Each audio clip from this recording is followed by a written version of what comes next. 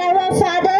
నా ఆనందం అనే ఉయ్యాలలో నన్ను పెంచిన నాన్నకు ప్రేమ, నాన్నకు ప్రేమతో, నాన్నకు ప్రేమతో అంకితం నా ప్రతి క్షణం.